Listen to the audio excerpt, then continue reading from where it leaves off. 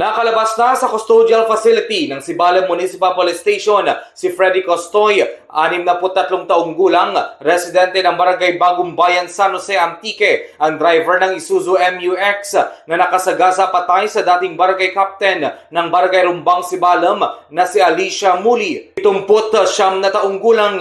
Sa panayam ng K5 News FM San Jose kay Police Staff Sergeant J. Servahilidad, traffic investigator ng Sibalam Municipal Police Station, kanyang ipinahayag na tinatayang alas 12 ng tanghali noong November 18. Nakalabas na ng kulungan ng suspect matapos nag-lapse ang kanyang reglementary period at nagipag-alegro na tutulong ito sa pamilya ng biktima. Matandaang alas 6 ng gabi noong November 17 nang mabundol ng SUV ang biktima habang tumatawid ito sa National Highway ng Barangay Rumbang kung saan tumilapon ang senior citizen.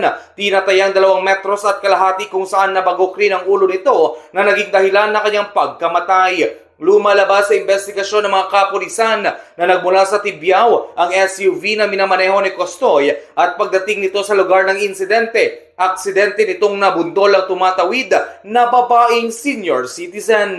Balita mula sa probinsya ng Antique, K5, Jojen Kabatingan Murillo. Para sa kampiyon na balita, serbisyo publiko at kasiyahan sa Pilipinas, K5 News FM.